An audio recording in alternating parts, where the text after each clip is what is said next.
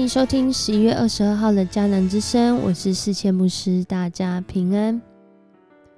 我们今天要一起来分享的是以西结书36章1到15节。以西结书36章1到15节，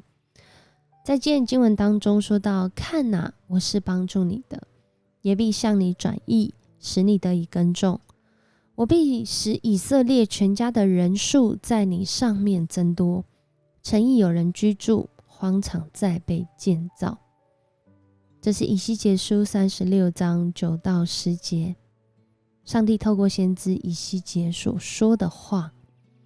真的是非常的有盼望。因为就在那个以色列人遭受灾难，经历因着自己的罪受到审判的境况里面，上帝却说他仍然是要帮助以色列人的。的确，就在那个时候，以色列人正在这个遭难当中。今天的经文一开始就说到，上帝要透过先知以西结来向以色列人说话，因为上帝不仅是以色列人的上帝，他是全地的上帝。他看见这些仇敌说：啊哈，这永久的山冈都归我们为业了。就在以色列人遭难的时候，他们真的是坐拥这些好处，好像逮到了机会，能够来讽刺，能够来落井下石，在这边来说他们的不是。上帝说他在这样的一个状况当中，他真的是发愤恨如火，他要责备这些人，因为他们幸灾乐祸，心存恨恶。他们将这个以色列人失去的土地，好像当作自己的一样。其实这些上帝说不是他们的土地，不是以色列人的土地，而是上帝的土地。所以在这里，上帝也回应了，他要回应这些以色列人遭受外邦人的羞辱。他说他要这些外邦人要担当自己的羞辱，他们也要为他们所做的负责。上帝是公义的，不论我们今天相信他不相信他，上帝的公义不会因为我们的不义而有所改变。而在今天的经文当中，非常的有盼望的，这里说到：以色列山啊，你必发枝条，为我的名以色列结果子，因为他们快要来到。审判要结束，因为审判不是上帝他带领人，他爱人，他创造人的目的，而是他透过审判成为手段，让人回转到他的面前。这个时间快到了，在这里上帝说：看哪，我是帮助你的，也必向你转意，使你得以耕种。那原本被称为荒废的、被弃的地方，却要成为一个可以耕种的地方。这若不是上帝的手，谁能够做到呢？上帝要使这个荒废的土地，再一次因着上帝的公义而成为一个能够生产的土地。人要看见这土地能够被耕种，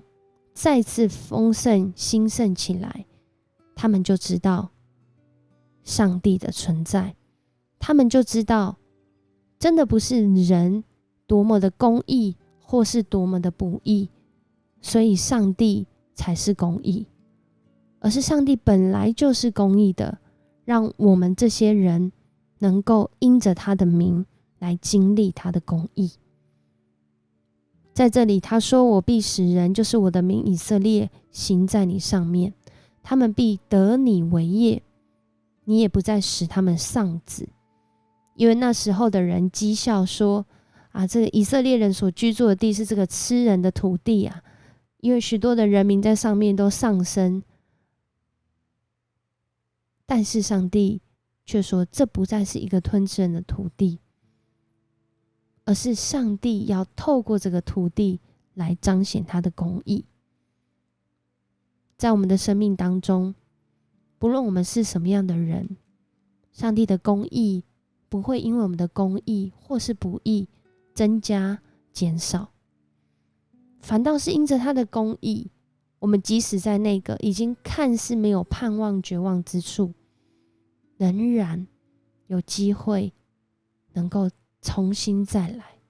如同今天的经文说，城邑有人居住，荒场再被建造。荒场能够再被建造，不是因为我们有能力，而是上帝的公义和他的怜悯。求神也帮助我们，不论我们在什么样的境况中，我们不成为论断、讥笑、落井下石的人，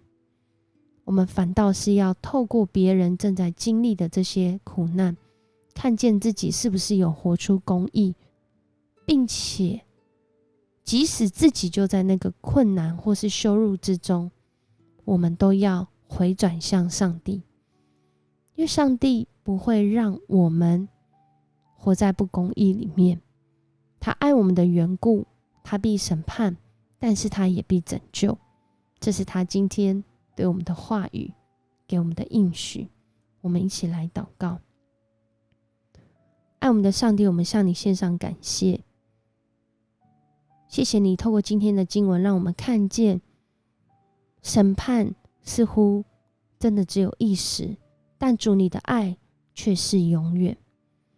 主你的公义也是永远长存。主啊，你借着我们所居住的地，让我们看见我们始终真的不是有所有权的人，而是我们是管理者，是主你所赋权来经营的人。恳求主你帮助我们，不叫我们自己的不义来羞辱主你的圣名，而是让我们能够回转向你。主啊，让你亲自成为我们这块土地的主。你是我们的主，我们还惧怕什么呢？你是我们的主，我们相信不论面对到强敌，不论面对到不公义，你都能够使这个荒场再被建造。这是你的话语，你的应许。谢谢你与我们同在，祷告奉主耶稣的名求，阿们。愿上帝赐福你，在今天的一天经历到上帝的帮助，他必向你转意，使你的生命被建造起来。我是世谦牧师，迦南之声，我们明天见。